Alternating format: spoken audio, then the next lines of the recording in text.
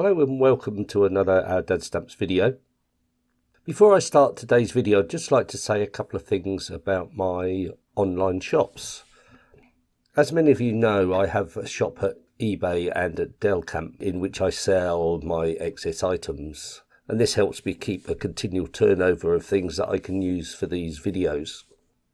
Up until now, my main place of sale has been with eBay, but for various reasons, not least being the fact that eBay have decided to add yet another layer of charges, that I've decided to move most of my stuff over to Delcamp. What's going to happen over the coming weeks, rather than put new stuff for sale on eBay, I shall start putting them on Delcamp and gradually use that company more and more and use eBay less and less. So if you do buy stuff from me, have a look at my Delcamp shop, and within the coming weeks, it will take me a bit of time to sort things out, but over the coming weeks there should be more and more things there, and there's quite a lot of new stuff that I've got ready for sale, so please have a look. Okay, on to today's video then, and what I thought to talk about today was the stamps of Barbados. Barbados is a country in the West Indies, and I've never been there, but it is a country that has some of my favourite stamps in them, so I thought it was about time that I did a video about their stamps. Barbados produced their first stamps in 1852, and unlike many other countries, it doesn't appear that they used British stamps with a local postmark. They went straight into using their own stamps. Presumably before 1852 they were shipped out to other countries for posting or forwarding on to the UK, but I haven't been able to find any evidence of a local postmark for Barbados, apart from a crowned circle hand stamp used on its own on envelopes, and this is extremely rare, so it doesn't look like they use British stamps at all. As I said, the first stamps were produced in 1852. And curiously enough, these didn't have any face value written on them. The value of the stamp was ascertained by the colour. A halfpenny stamp was in green, a penny stamp was in blue, a twopenny stamp was in a grey colour, and a fourpenny stamp was in a brownish red. The stamp itself is quite a basic image of Britannia, with the words Barbados written along the bottom, but obviously served a purpose and was used up until 1858, when new values were required. They decided then that the face value needed to be put on the stamp, and so a sixpenny and a shilling stamp were issued with the values written along the bottom and the words Barbados in the top. Over a period of time, all the stamps gradually had their value added into them, but this basic design was kept right up until 1882, when the familiar Queen Victoria's head in a circular vignette was used. With the Britannia stamps, the value of them varies hugely depending on which one you've got. So you need to look at things like the watermark, the perforations, whether it's imperf or perforated, and what the perforations are, and what type of perforations they are. So there's quite a lot to look at. At its basic level, you can pick the penny blue up literally for pennies. They are very common. But at the other end of the scale, you can also pay up to £1,000 for a used one. And mint, they're much more than that. So it's worth having a look at and working out exactly which one you've got. The common ones are with a crown CC watermark and perforation of 14. But if you've got something different, then it's worth having a look, and some of them can be quite valuable. One of the features of the stamps from Barbados, particularly the early stamps, is that they often didn't include the head of the monarch, which was quite unusual for British Commonwealth countries. And in 1892, the new set was an image of the seal of the colony, with just the words Barbados at the top and the value in a tablet at the bottom. And the seal of the colony featured in quite a few of their sets from that time onwards. The seal of the colony is an image of Neptune in a chariot drawn by two seahorses and wearing his royal robes and crown, holding a trident. And this image is actually on one of my favourite sets of stamps, which can actually be found in 4 different guises. The first set was produced in 1916 and can be distinguished from the other 3 sets simply by the size of the stamp. It's a much bigger stamp than the others. And then the same design was used with a much smaller size stamp in 1921. This design also did away with the inscription around the inside of the top of the vignette, which is a Latin inscription that translates to, "and the British rule throughout the world." This same design was used once again in 1925 on a slightly bigger stamp with the words postage and revenue added along the top.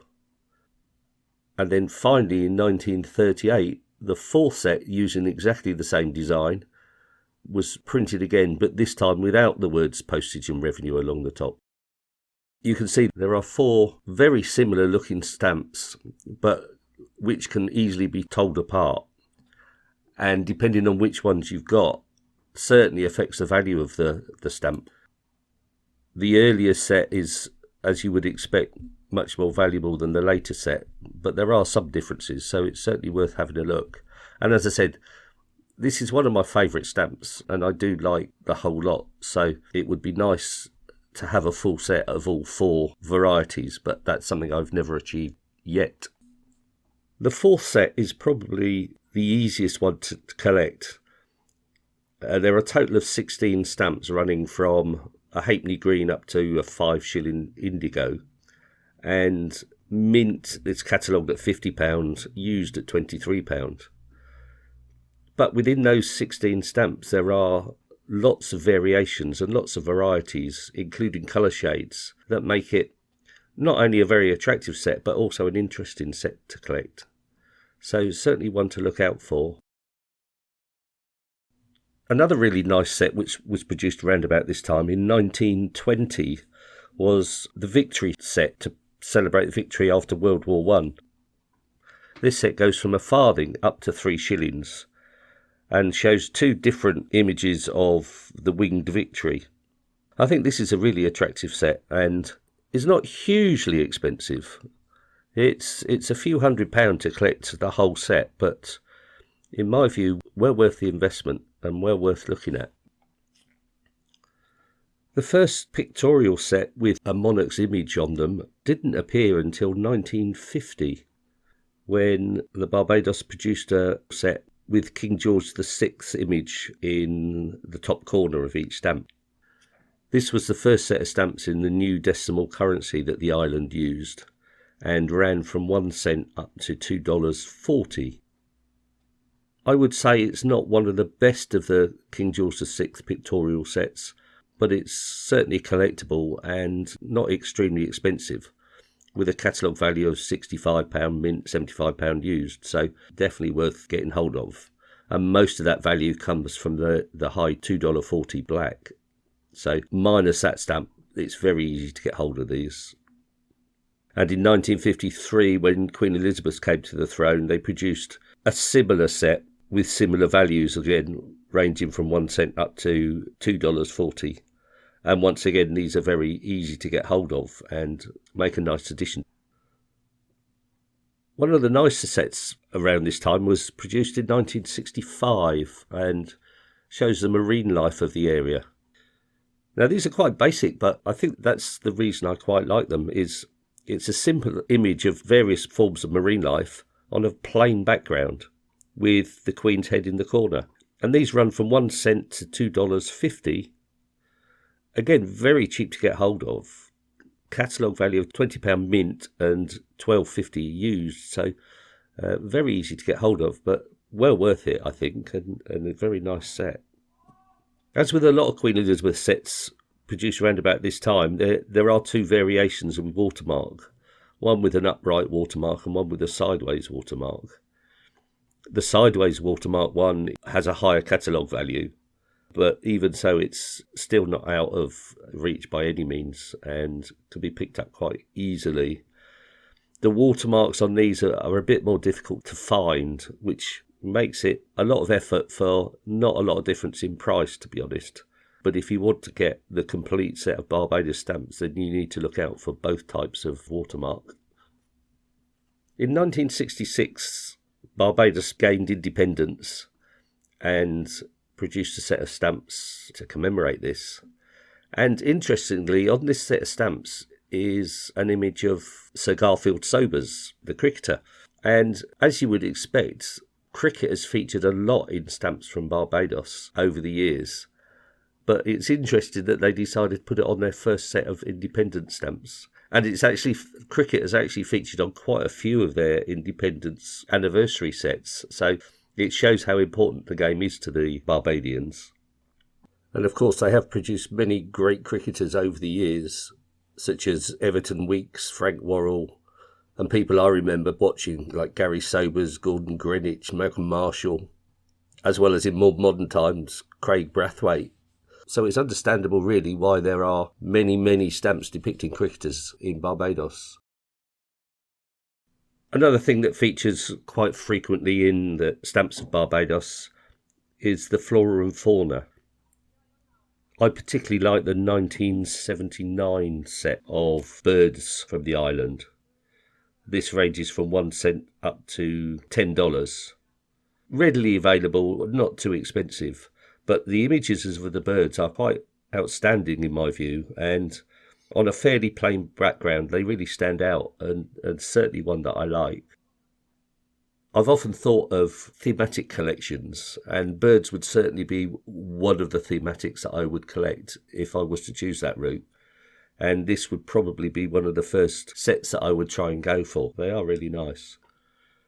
Another interesting set is in 1989 with wild plants of the island. This runs from 2 cents up to $10.